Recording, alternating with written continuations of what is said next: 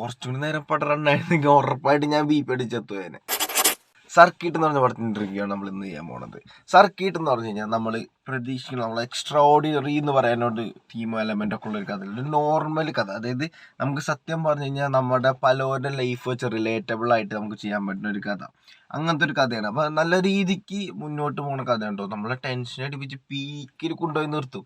കാരണം അങ്ങനെയായിട്ടുള്ളൊരു കഥയാണിത്. നമുക്ക് അത്ര ഇഷ്ടം. കാരണം ഈ കഥ എന്ന് വെച്ചാൽ ഈ ലെങ്ത്തിലോ അല്ലെങ്കിൽ ഇങ്ങനെ ലാഗ് ആക്കാണ്ട് പിടിക്കാൻ പറ്റില്ല. അതിങ്ങനെ വലിച്ച് നീട്ടി പിടിക്കാൻ പറ്റുന്ന ഒരു കഥയാണ്. നമ്മൾ തിയേറ്ററിൽ ഇരുന്ന് നമ്മൾ അടുത്തുനിന്ന് നടക്കും അടിച്ചളയാൻ പറ്റിയിരുന്നെങ്കിൽ ഒരു റിമോട്ട് അല്ലെങ്കിൽ ഒരു മൗസ് കിട്ടിയിരുന്നെങ്കിൽ അടിച്ചളയാന്ന് വെച്ചിട്ട് അടിച്ചളയാൻ പറ്റിയില്ല. ഇങ്ങനെ കാരണം നമ്മൾ ആ പീക്കിലായിരിക്കും. എന്ത് നടക്കും പിടിക്കും, അങ്ങനെ നമുക്കൊന്നും പറയാൻ പറ്റില്ല. കാരണം അതുകൊണ്ട് ഇങ്ങനെ മുന്നോട്ട് പോയിക്കൊണ്ടിരിക്കുകയാണ്. നമുക്ക് അത്രയും പീക്ക് ലെവലിൽ നമ്മളെ ടെൻഷൻ അടുപ്പിച്ച് നിർത്തി മുന്നോട്ട് കൊണ്ടുപോയിക്കൊണ്ടേയിരിക്കുന്ന ഒരു കഥയാണ്.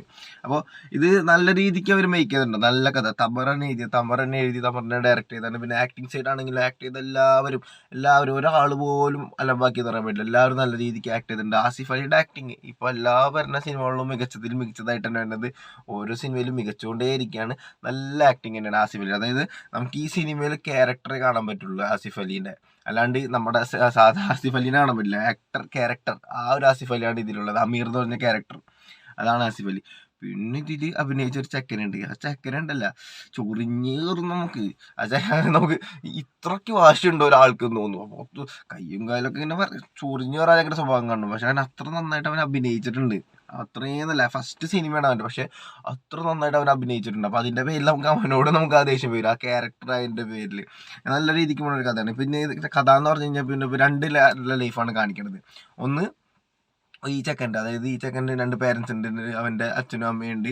അപ്പോൾ അവർ നല്ല രീതിക്ക് മീൻസ് അവരുടെ പാരൻറ്റിങ് ശരിയല്ലാത്തതിൻ്റെ പേരിൽ ഈ ചെക്കൻ വരുന്ന പ്രഷറും കാര്യങ്ങളും, അതായത് ഇപ്പോഴത്തെ കാലത്തുള്ള നമ്മൾ വിചാരിക്കും എന്താണ്, കുട്ടികൾ വാശി കാണിക്കുമ്പോൾ ഓക്കെ അത് വലുതാകുമ്പോൾ മാറിക്കോളും, അല്ലെങ്കിൽ 2 തല്ല് കൊടുത്താൽ മാറിക്കോളും എന്നൊക്കെ വിചാരിക്കും. അങ്ങനത്തെ ഒരു ആണ് ഇപ്പോഴത്തെ കാലഘട്ടത്തിലുള്ളത്. അതിന് നേരെ തിരിച്ച് അതിനൊരു നല്ലൊരു മെസ്സേജ്, അതായത് കുട്ടികൾക്ക് ഇപ്പോഴത്തെ വാശി എന്ന് പറഞ്ഞു കഴിഞ്ഞാൽ അത് അവരുടെ പ്രശ്നം കൊണ്ട് വരുന്നതല്ല. നമ്മൾ അവരെ ശ്രദ്ധിക്കാണ്ട് അവർക്ക് കൊടുക്കേണ്ട എന്തൊരു പ്രോപ്പറായിട്ടുള്ള പാരൻറ്റിങ് കൊടുക്കാണ്ട് വരുന്നു എന്നുള്ള രീതിയിൽ കാണിക്കുന്ന ഒരു സ്റ്റോറി, ഒരു കഥ പോകുന്നുണ്ട്. അതിൻ്റെ ഒപ്പം തന്നെ നമ്മുടെ ആസിഫ് അലിയുടെ കഥ, അതായത് ഇപ്പോൾ നോർമലി ഇപ്പോൾ നമ്മൾ നമ്മുടെ നാട്ടിലുള്ള പിള്ളേരൊക്കെ ഗൾഫിൽ പോകും. ഇപ്പോൾ ഗൾഫിൽ പോയിട്ട് പ്രോപ്പർ എഡ്യൂക്കേഷൻ കിട്ടിയിട്ടും പുറത്ത് പോയിട്ട് ഇപ്പം നല്ല ജോലി നോക്കുമ്പോൾ ജോലി കിട്ടില്ല. അങ്ങനെ ജോലി കിട്ടാണ്ട് നിവൃത്തികെട്ട് ഒരവസ്ഥയിൽ നിൽക്കുമ്പോൾ ഒരു ഇൻ്റർവ്യൂവിന് അപ്ലൈ ചെയ്ത്, അതായത് വിസിറ്റിങ്ങിന് പോയിട്ടാണല്ലോ ജോലി വെക്കണം. അപ്പോൾ ഒരു ഇൻ്റർവ്യൂവിന് അപ്ലൈ ചെയ്തിട്ട് ഒരു ഇൻ്റർവ്യൂന്ന് ഇങ്ങനെ നമ്മൾ നോർമലി നടക്കുന്ന പോലെ തന്നെ ഒരാൾ വന്നിട്ട് പറയണ്, ഇന്ന് ഓക്കെ ഇന്ന് നിനക്ക് ഇത്രയും പേരെ സെലക്ട് ചെയ്തിട്ടുണ്ട്, റിക്രൂട്ട്മെൻറ്റിൽ വന്നിട്ടുണ്ട്, പക്ഷേ നിനക്ക് ഇപ്പം ഇത്ര അത്യാവശ്യം തോന്നുന്നതുകൊണ്ട് നിനക്ക് ജോലി തരാം, പക്ഷേ നീ ഫസ്റ്റ് സാലറി എനിക്ക് തരണം,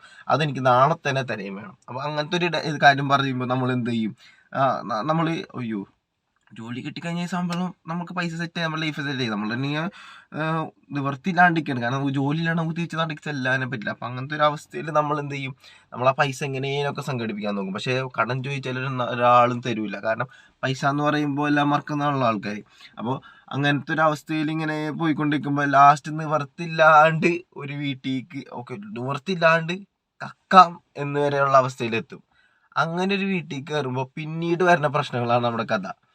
അതാണ് നമ്മുടെ കഥ കൊണ്ടുപോകുന്നത്. അങ്ങനെയാണ് ഈ കഥ പോണത്. അപ്പോൾ നല്ലൊരു കഥ കേട്ടോ. നമുക്ക് ശരിക്കും പറഞ്ഞു കഴിഞ്ഞാൽ അതായത് പിന്നെന്ന് വെച്ച് കഴിഞ്ഞാൽ ഒരു രീതിക്കും ടച്ച് ചെയ്തിട്ടുണ്ടാവില്ല, അത് ഒരു കംപ്ലീറ്റ് ചെയ്തിട്ടുണ്ടാവില്ല. ഇപ്പോൾ ഈ ചെക്കൻ്റെ ആണെങ്കിലും ഈ ചെക്കൻ്റെ നല്ലൊരു മെസ്സേജ് അതിന് കൊടുത്തിട്ടുണ്ട്, അതായത് നമുക്ക് ഇംപ്ലൈഡ് ആയിട്ട് കൊടുത്തിട്ടുണ്ട്. പക്ഷേ ഇത് കംപ്ലീറ്റ് ചെയ്തിട്ടില്ല. അവർ കൊടുത്ത ഒരു മെസ്സേജ് അവർ കംപ്ലീറ്റ് ചെയ്തിട്ടില്ല എന്നൊരു സംഭവം എനിക്ക് തോന്നി. അതിപ്പോൾ 2 കഥയിലാണെങ്കിലും അങ്ങനെ. പിന്നെ ആസിഫ് അലിയുടെ ഒരു പാരൻറ്റിങ് ഒക്കെ കാണിക്കേണ്ടത് നല്ല രീതിക്ക് ഒരു ഇങ്ങനെ നമ്മളിങ്ങനെ പ്രോപ്പറായിട്ട് പാരൻറ്റിങ് കൊടുത്തു കഴിഞ്ഞാൽ ഏത് കുട്ടിയും വാശി മാറി ഏത് കുട്ടിയും നല്ല രീതിക്ക് നിൽക്കും എന്നുള്ളൊരു മെസ്സേജും കാണിക്കേണ്ടത്. അപ്പോൾ നമ്മളുടെ ഇപ്പോഴത്തെ കാലത്ത് വരുന്ന കാര്യങ്ങളൊക്കെ തന്നെ ഇപ്പോൾ എല്ലാവരും തിയേറ്ററിൽ പോയി കണ്ടു കഴിഞ്ഞാൽ അത്രയും ഇരുന്ന് കാണാൻ പറ്റും. വീട്ടിലാണെങ്കിൽ നമ്മൾ അടിച്ചോളി, ഞാൻ എന്തായാലും അടിച്ചോളയും, അതതിൻ്റെ പേരിലല്ല പറഞ്ഞത്. വീട്ടിൽ ഞാൻ എന്തായാലും അടിച്ചളഞ്ഞിട്ടിരിക്കും. അപ്പോൾ കാരണം ഇത് എല്ലാവരും കാണാൻ പറ്റില്ല. ഇങ്ങനെ കൈയൊക്കെ ഉണ്ടല്ലോ, ഇങ്ങനെ അടുത്ത് നടക്കും അടിച്ചളയാൻ പറ്റാണ്ട്. നല്ല രസമുണ്ടായിരുന്നു അത് തിയേറ്ററിൽ നിന്ന് കണ്ട് ഇറങ്ങിയിട്ടും എനിക്ക് അതിൻ്റെ ഇമ്പാക്ട് മാറിയിട്ടുണ്ടായില്ല. നല്ലൊരു പടമായിരുന്നു. അപ്പോൾ അടുത്ത വീഡിയോയുമായി നമ്മൾ വീണ്ടും വരുന്നത് വരേക്കും സബ്സ്ക്രൈബ്, ലൈക്ക്, ഷെയർ, കമൻറ്റ്, ബെല്ലൈക്കനൊക്കെ അടിച്ചു വെച്ചോ, ആവശ്യം വരുന്നേ. Bye bye.